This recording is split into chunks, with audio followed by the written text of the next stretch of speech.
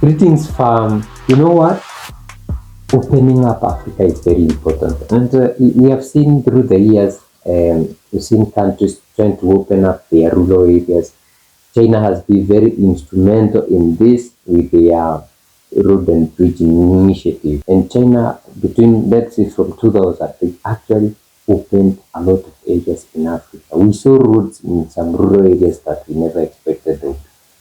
Tar roads, And something that is very important is having corridors. Like we always talk about the Cape Town to Cairo corridor, Dakar to Mombasa, corridors. And it's very, very important because when we come together as countries, if we decide, like for example, in Kenya, we had LAPSSET. LAPSSET was Lamu Port, South Sudan, and Ethiopia corridor. That meant that there was supposed to be a port in the town of Lamu in Kenya, big port, then roads going up to Ethiopia and branching off to South Sudan.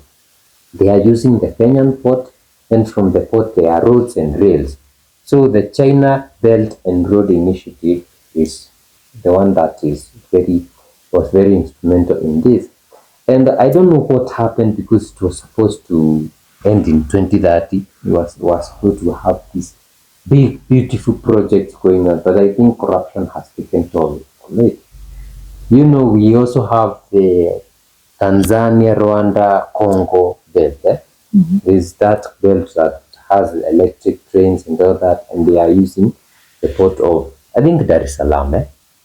Then, just recently, we have seen Djibouti, Ethiopia, South Sudan, and Uganda signing an agreement to establish regional trade corridor. So, the Djibouti, Ethiopia, South Sudan, Uganda Besu Corridor Authority aims at enhancing regional trade and connectivity. The agreement was finalized during a ministerial meeting as disclosed by the Ethiopian embassy in Djibouti. The Besu Corridor will serve as a crucial land link among the four countries, fostering economic growth, job creation, and regional stability. Key discussions at the ministerial and technical committee levels focused on infrastructure development, policy harmonization, and security cooperation. The initiative seeks to bridge infrastructure gaps and promote economic resilience through transparent collaboration and public-private partnerships.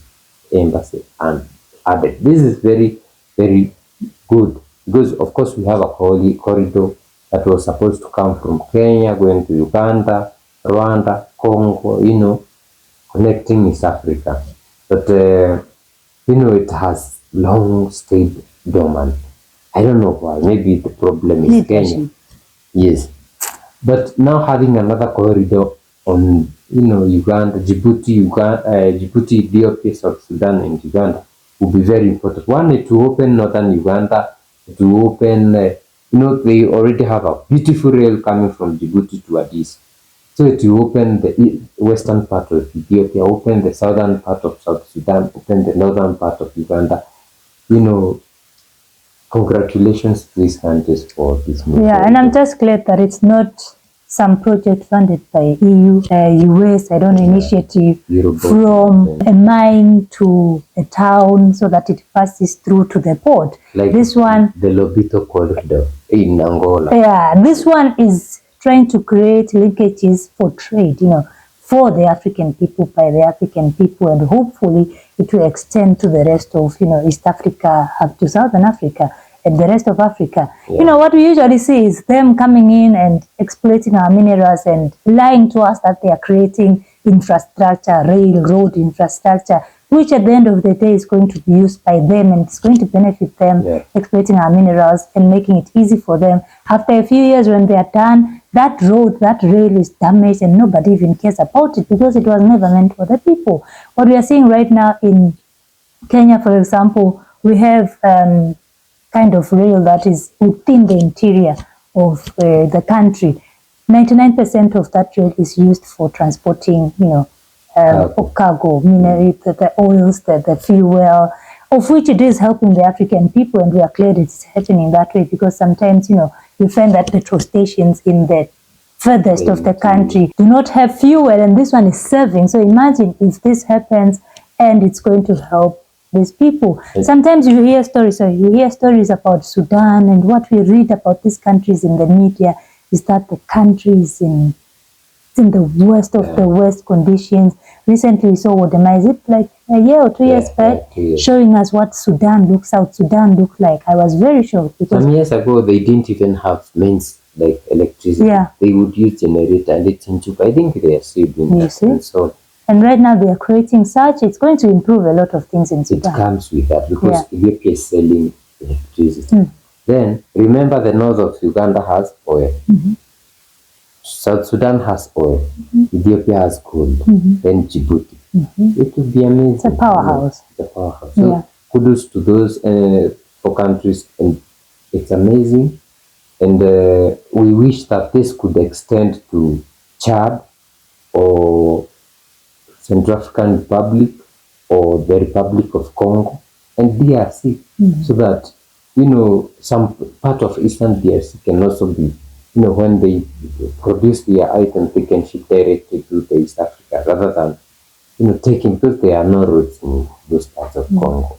And I saw the same thing happening in Mali. I just need to confirm the news for rail. They are currently creating some very beautiful railway that is going to also open up the country. So into Senegal? No, I've just seen in Mali. Okay, guys, thank you for your continued support. If you'd like to continue supporting us, we have Buy Me a Coffee link in the description and on your screen. Thank you for those who have been very instrumental, very helpful. Our China Belt and Road Initiative, you guys, our support, our backbone. We have Buy Me a Coffee link, and we have super chats and super thanks, and also comment. We also, by the way, we also do have a WhatsApp number. If you'd like to talk to us directly, it is in the description. If you want to send an email, we have in the description. You know what? We are family. If you have not subscribed, join our family, and also share and like this video. See you in the next one. Bye.